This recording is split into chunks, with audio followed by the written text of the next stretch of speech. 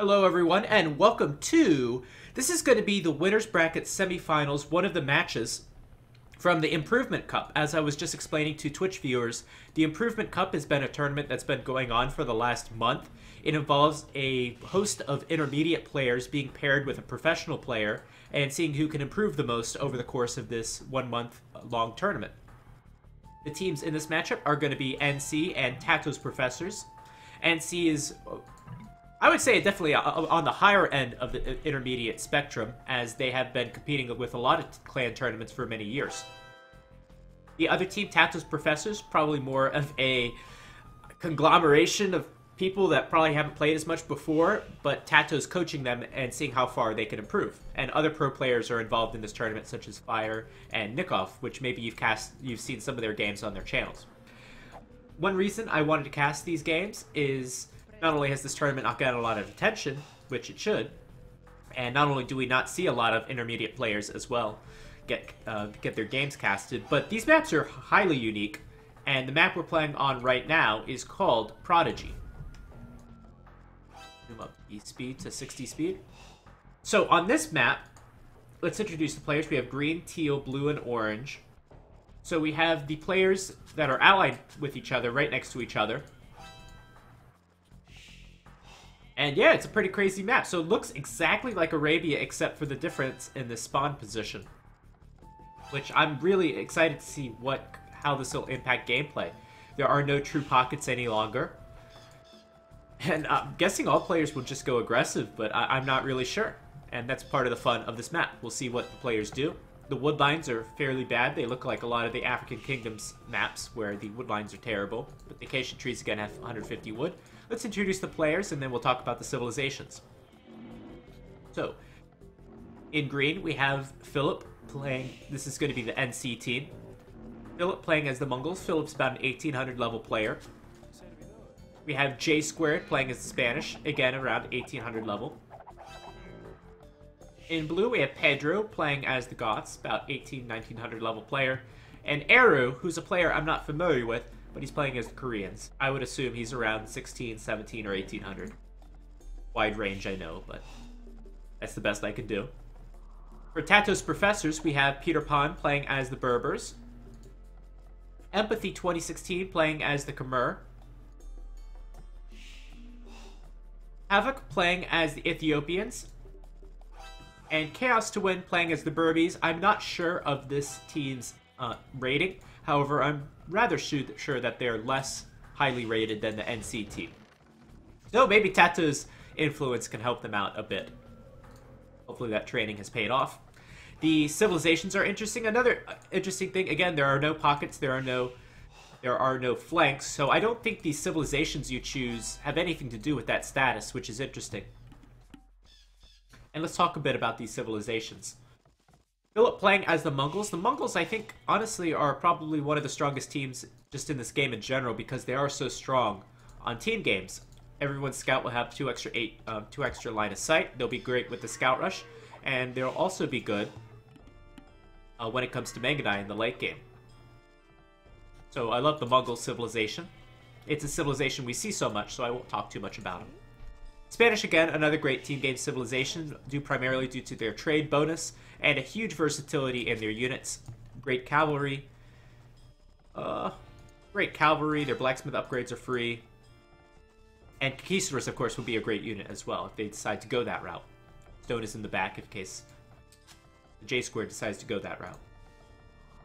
On the other side, we have Pedro playing as the Goths. The Goths are not a civilization we see often on any setting. They get decent knights, but the problem with the Goths is they get no eco bonuses, and eventually they'll transition to either Huskarls, Champions, or Halberders. So those units are not the strongest in team games. So I'm interested to see what happens with the Goths. The Goths are one of my favorite civilizations, so I certainly would like to see them succeed. And then Eru playing as the Koreans. Typically with Koreans, you think about a tower rush. This map is impossible to tower rush on because look how long it's going to take Eru to get across the map. That's just not going to happen. So with the Koreans, I'm expecting to see either war wagons, maybe some knights, some heavy siege in the late game, or just, to be quite honest, a sling. And we see a lot of walls up early. So I'm going to stay on Eru's point of view, see if he is going to in fact sling resources. And perhaps same thing with Pedro. In gray, we have Peter Pan playing as the Berbers. Yeah, I'm sorry, the caster's command is not working right now. My name is Nobody. It's in the title. In gray, we have Peter Pan playing as the Berbers. The Berbers are one of the strongest team game civilizations. Interestingly, walling a lot for the NC team. So the Berbers get cheaper knights. That's great. And they also get a great unique unit. And their unique tech is pretty good too, with all team castles working faster. In yellow, we have Empathy playing as the Khmer. The Khmer, I think, are an extremely strong civilization on these team game types of maps because their elephants are so damn strong in the late game. Abbott playing as the Ethiopians would be a great flank, but there are no typical flanks here. Great archers, great siege, but that said, you probably want a civilization with great knights considering how far the rush distance is. And in red, we have Chaos to Win playing as the Berbers. Good cavalry, great unique unit, and a good economy, and some pretty good infantry as well. Now, just thinking about these civilizations. Oh, in this tournament, Sling is not allowed till Imperial Age. Oh, interesting, interesting. Okay. That's a great thing to know. Thank you for reminding me. Welcome, everyone, to the chat. Welcome. And what I wanted to say is... Oh, greetings from Hamburg. Hello, please be gentle. I haven't seen you stream in a long time. Watching your Black Forest casts, but welcome to the stream. Anyway, what I wanted to say is that cavalry is going to be heavily, and mobile units are going to be heavily favored on this map. I don't see archers working out, just archers are going to be too slow to move across the map to get a good rush off. So that's not going to favor civilizations like the Ethiopians. I don't know how the Goths will fare. And I think if civilizations want to go for their unique units, then we could possibly see that because this is more of a defensive start. So Fast Castle coming up from Empathy. This is not the meta nowadays in a regular Arabia matchup for the pockets to go Castle Age. But certainly on this map it is. Market coming up from Eru. I'll take your word that Sling is not allowed, so I'm guessing that's just to get up to the next stage. And a lot of players are up to the next stage really quickly. Some players have gone Scouts, but if you take a look at the KD ratio, there's only been 1 or 2 kills. Probably a Scout battle. So not a hell of a lot going on. And these are always so hard to wall. Looks like that's fully walled though. So Havoc is going to go Ethiopian Crossbowman. That'll be a nice combination with the Burmese Knights possibly. But again, it's going to take forever for those crossbowmen to move out across the map. Philip's going to attempt to get through this house wall, but that's not going to work. A lot of players going it with markets early. It's not something you typically see. It might be for the free cartography as well. Welcome to the stream, Don Pa. Welcome, everyone. Everyone's so active in the chat today. Oh, there's a gold that's stuck in there. Oh, boy. So now that players are getting up to the Castle Age, honestly, we'll probably see some knights. I guess we'll see some crossbow, maybe some unique units. But mostly, I expect to see some booming.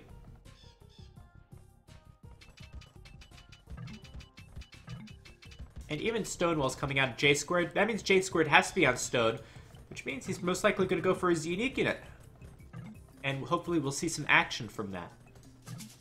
A lot of Stone from J squared. And there's that castle. So that'll get scouted right away from Chaos to Win. And how much damage Conquistadors can they do on this kind of map? I think they could do an okay amount of damage. There are resources in the back of both players' maps. However, those resources won't last forever, and certainly you're going to be wanting to move towards some of these more forward resources, such as the wood, stone, and gold, where Conquistadors can do some damage.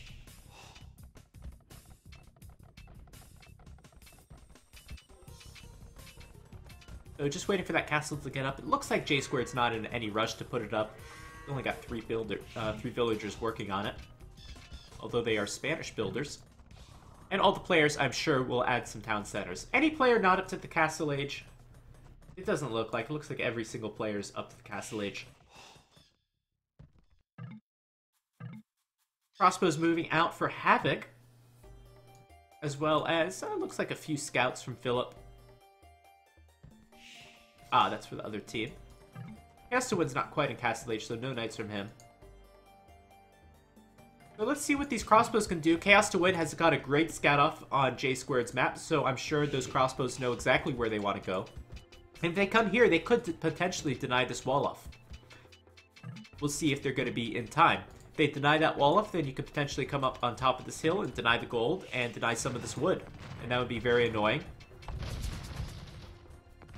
We'll see what these Conquistadors can do. No upgrades on them, but they're very strong as is. And these scouts will get a single villager and keep that wall open.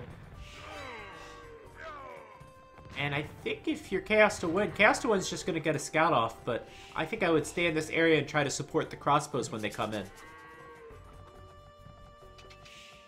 Yeah, I don't think you're going to get a villager in here, especially with those scouts so weak. However, here comes Havoc. If this is re-walled, oh, that's a disaster. That is a disaster.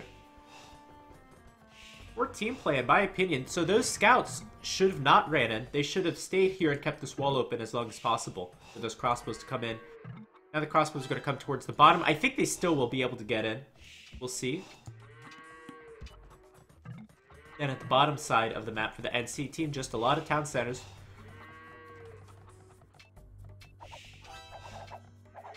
And for the other teams, we have a castle for Chaos to Win, so he's going to go for some of his unique unit, the Rimbai. Archer still being made by Havoc. And on the right corner, a lot of town centers. This is the only part of the map where there's any action whatsoever. Looks like they'll get through those palisade walls. That stone wall is not built, but there are a lot of Conquistadors out. And these crossbows, sure they fire faster, but they only have +1 attack and range. So they'll get cleaned up fairly easily. That really wasn't working for Havoc. That was a big missed opportunity with those scouts. That's a big investment to make crossbow. This map heavily favors economy, in my opinion. So that investment, I mean, what can you do with 2 archery ranges, a blacksmith, and that many archers upgraded to crossbow? You could have had a lot more economy out if you chose to invest into it. Havoc only getting bowsaw and horse collar right now. So his economy's not doing so well. Those archers did not pay themselves off at all. And now, Havoc will have to play defensive as these Conquistadors and Knights move out.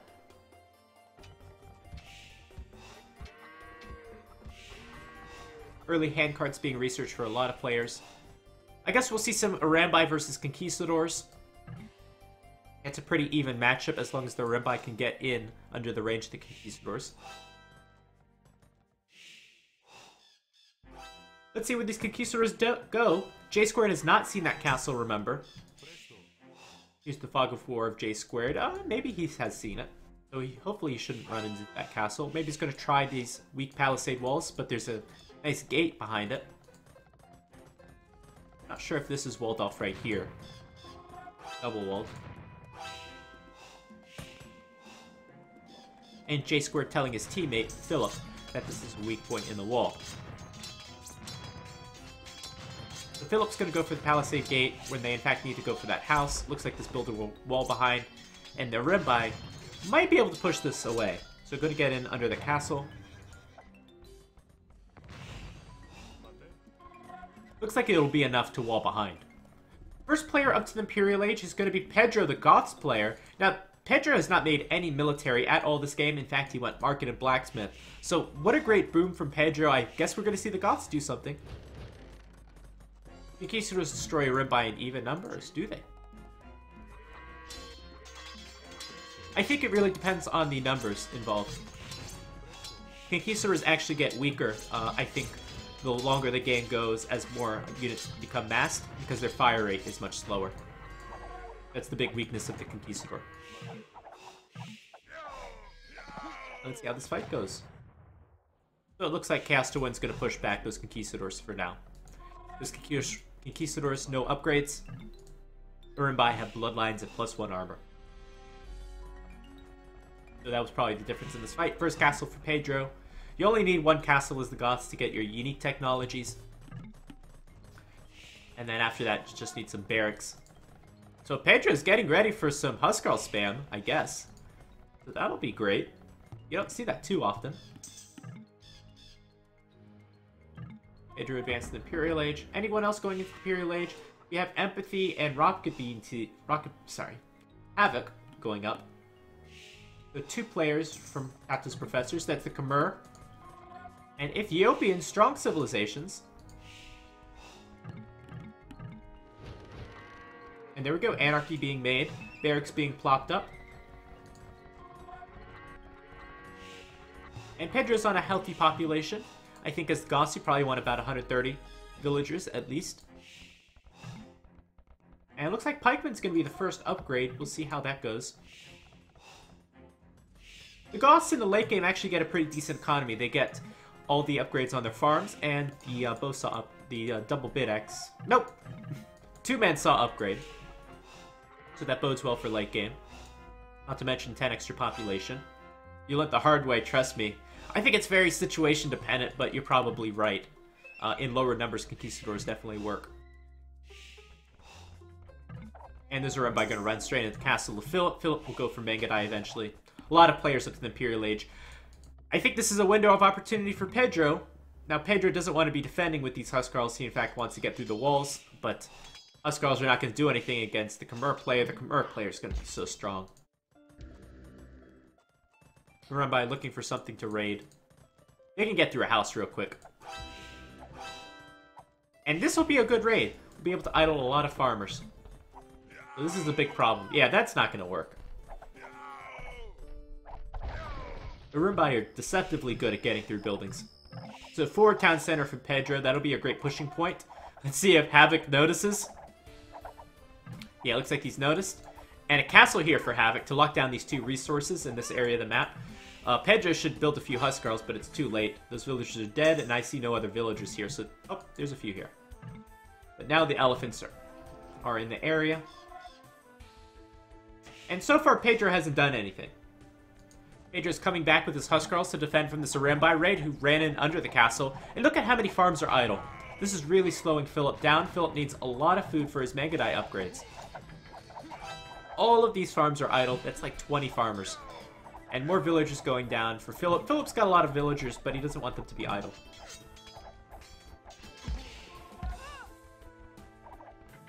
A few barracks coming up from Pedro. Pedro will probably go into halberdiers with so many of these elephants around.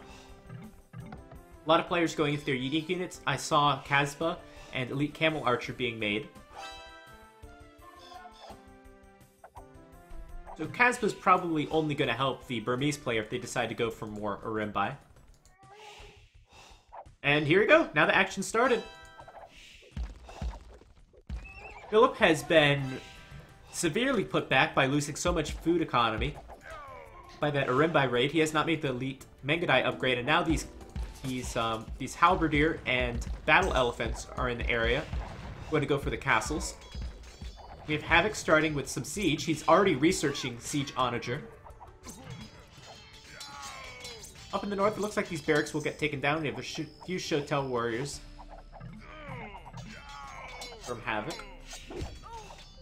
What's going on the bottom? We have the Koreans player. Koreans player's made Halb not that strong. What we want to see from the Koreans player is the siege onager upgrade. So the Koreans and the Ethiopians pretty much mirror each other. Both of them make Halbs, both of them make siege onagers, which have different bonuses.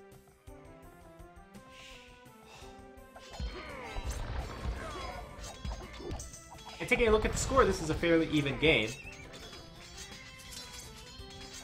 Right now, Havoc doesn't have any support from his Burmese ally, so he's going to have to go back.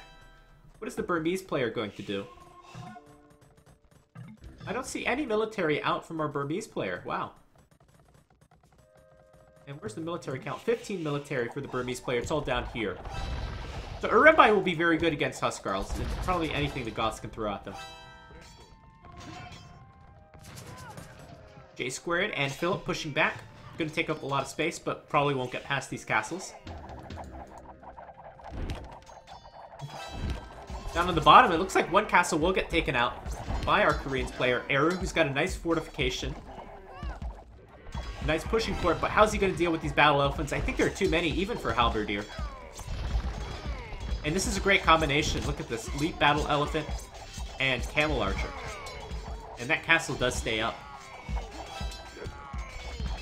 So this combination is going to need something else. We're going to need Pedro to certainly provide a lot more support. Players hopefully will be getting up to 200 population. But none of them have quite reached it. The closest is going to be Philip at 180, which is great. He's the Mongols player. Mangadai going to deny some things. Not too much. So top side's really not going anywhere. And the bottom side, they'll get pushed back. This is going to be very difficult to deal with. It's going to be 2 castles down from Iru. A lot of production buildings. He'll have to rebuild behind. And a lot of this might just come down to the Civ matchup. So those Halbs dying pretty instantly. What's the best combination against this? It's going to be a lot of Halbs from the Goths player. And hope to get lucky with those Siege Onagers. I think Siege Onagers and Halbs can work. And perhaps some Huskarls to help deal with Camel Archers. I just don't see a whole lot from Pedro. Pedro should be at 210. He's at 170. The biggest priority for these players has to be, now that all these upgrades have been made, getting to 200 population.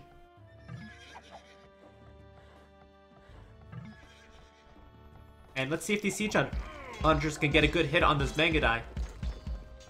I don't think Torsion Engines has been made yet, but I guess we'll see as they start raining hot balls of fire.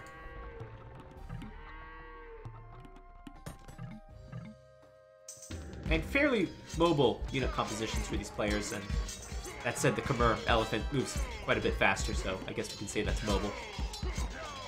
Elephants are just so strong in the late game. I do think they need a nerf, as these Halbs will get cleaned up eventually. Part of that is due to the trample damage of the elephants. It's taking quite a while to clean up this area. We don't see any rams or anything along those lines. There's neither of these civilizations get siege ram, I think. Maybe the Khmer do, maybe they don't. Team walls coming up from both players, they'll be starting trade. That's a nice hill for Havoc. If he can somehow get a castle on it, and this would be also a nice hill for J squared. So Siege Engineer is going to be made. And Chaos to win, not surprisingly. Going into Battle Elephants. So this is an interesting dynamic. This game, we have 2 Battle Elephant civilizations. 2 Rise of Rajas civilizations. For TaToH's Professors, and I think that's a big advantage. You're going to want Battle Elephants over Paladins. Difference is a good amount of HP. A little bit of armor for the Burmese. And a lot of attack. Big Siege Onager shots, killing tons of Mangadai. So many Mangadai going down, and that's exactly what NC team didn't need.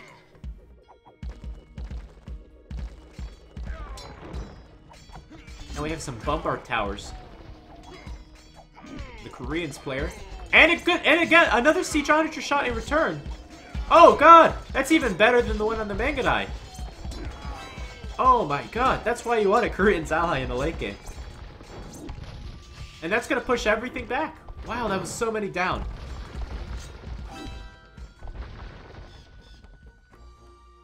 So both teams trading Siege Onager shots.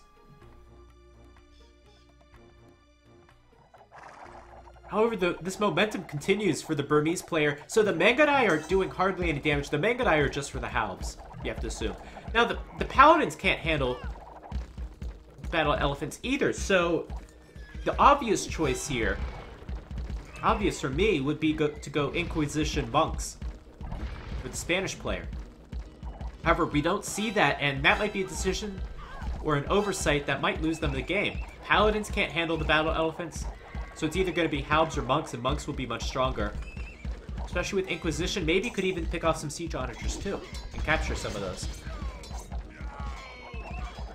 Without that transition real quick, they're going to die on the side. Meanwhile, on the bottom, it remains pretty even.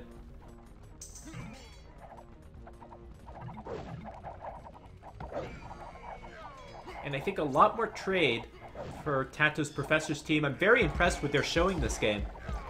NC is one of the strongest clans in Age of Empires 2.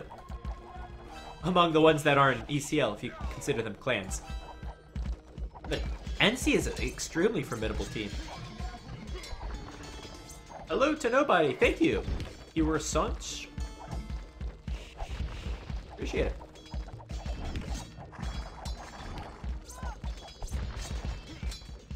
The trebuchet's parked right under the castle. You don't want to lose your castles as the Mongols.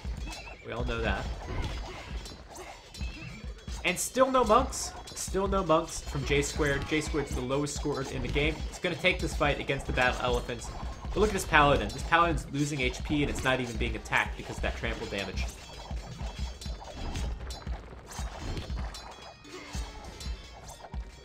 Siege Onager coming in from Philip to help out on this side. That's not what they need. They need monks. And I don't see any monks. Battle Elephant's getting really close to the trade line.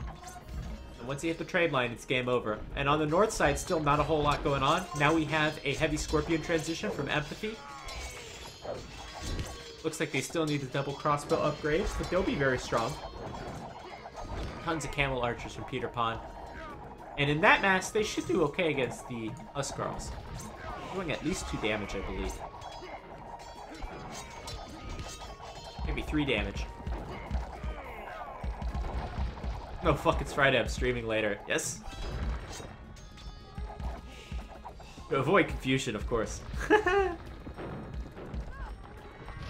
Oh wow, that's a first for me. Pronouncing the name of someone in the chat correctly. I tried my best. Yeah, that almost never happens. Okay. So we're gonna see, instead of monks, we're gonna see halberdier again. I highly disagree with that. I think monks would have been the proper decision. Especially playing as the Spanish. Especially with their dual purpose of being able to convert the siege onagers as well. We'll see how the Halbs do. They need to put up a stand right here, right now. Paladin's gonna take out a few siege units to help slow down the push. Here comes a castle for Havoc. We have 2 castles here ready to make trebuchets, I'm sure, from Philip. Another one in the back.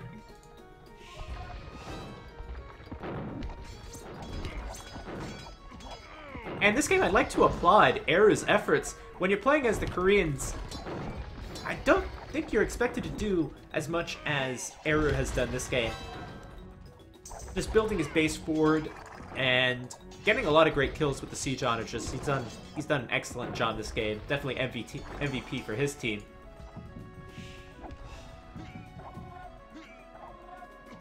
Monks, what do I think this is? A Mr. GPN game? It could be. Obviously, J-Score didn't go for monks because he can't micro them as well as you, Mr. GPN. I'm sure that's the reason why. But now a good mass of Mangadai being brought up once again. He'll be able to take out the Halbs. And where are the Battle Elephants? Where are the Battle Elephants from our Burmese player? 20 military only from Chaos to win. Where are these Battle Elephants? I don't know. I'm looking for red across the mini-map and I just don't see it. Chaos to win, not having great production. Oh my god! What happened in Peter Pan's base? He's at 50 villagers. Maybe that's probably, I guess he deleted villagers. I didn't see any great big raids this game. Maybe there was a big Huskarl raid?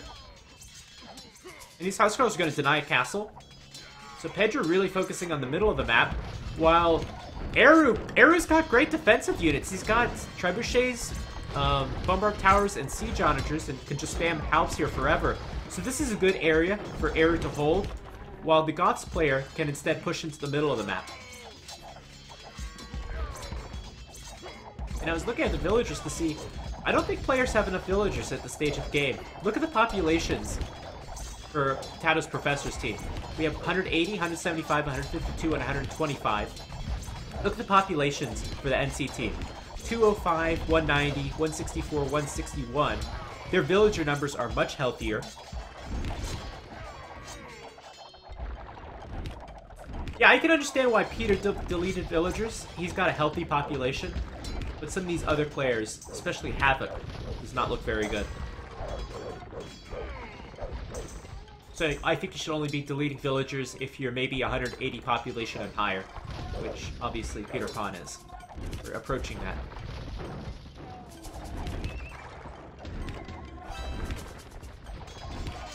And now we have Heavy Scorpion from the Mongols player as well.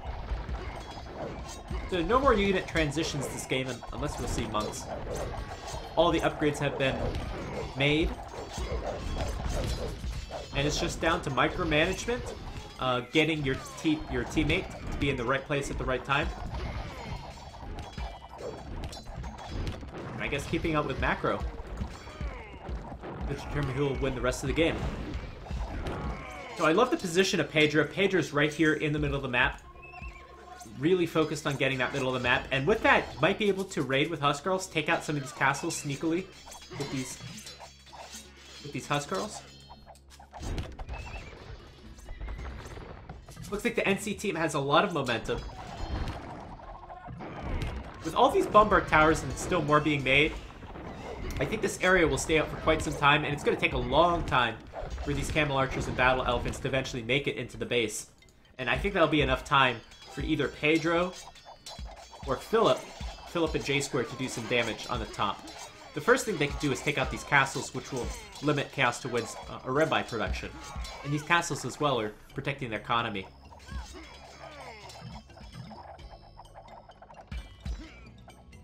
Huskarl comes from the words house and men.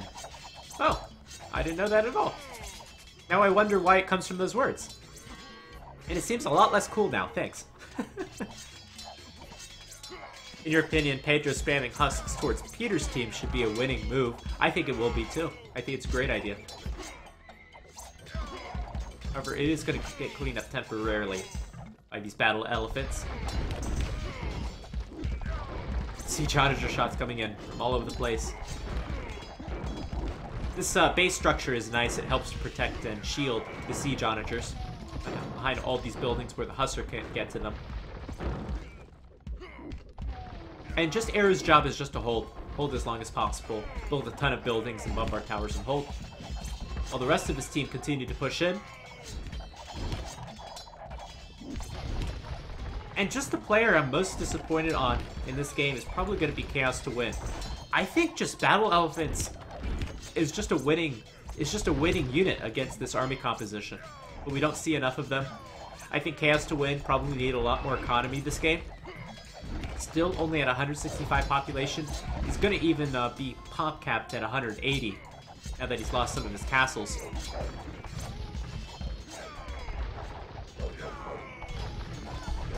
They're in personal service to someone. Interesting. Where does the big shield come from then?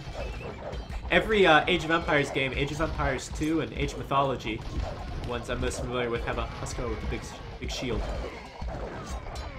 Guessing that's just an Age of Empires lore. It has no historical basis. It looks like these Mega Knights will get pushed up the hill. Scorpions are a good unit, especially, again, a dual purpose. They're actually pretty good against elephants. A good support anyway. So again, more progress is being made on the right side. But again, Eero just needs to hold as long as possible. But it looks to be getting harder and harder. It's just about the positions. Chaos to Win is much, I'm sorry, the NC team is much closer to the trade line, is making progress faster than the other team is making on the bottom side. And what they honestly want to do is...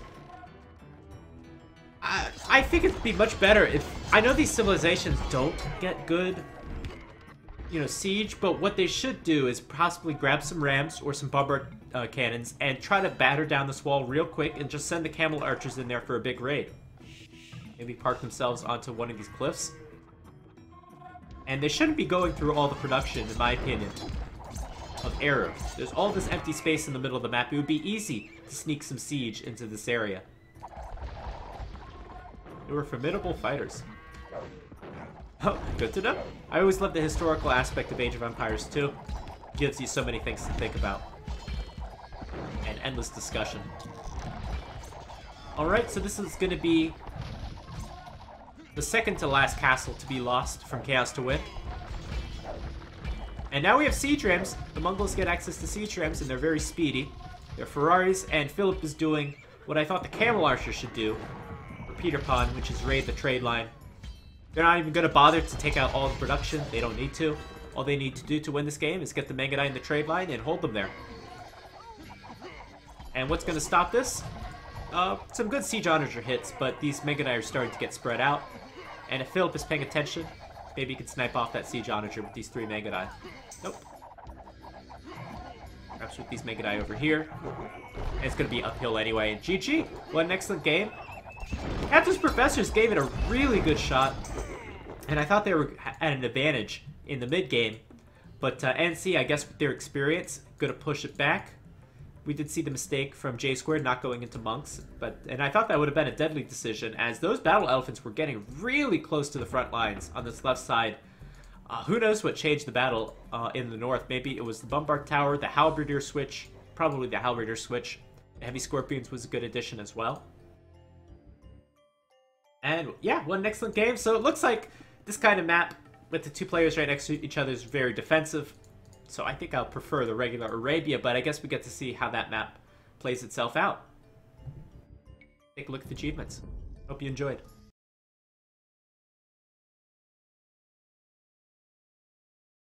Why does it feel like the 2 people didn't switch sides? So the Camel Archers should be against the Manga-Die. Yeah, that's a great point, Mr. GPN. The Camel Archers would have destroyed the Manga-Die, and they didn't switch sides.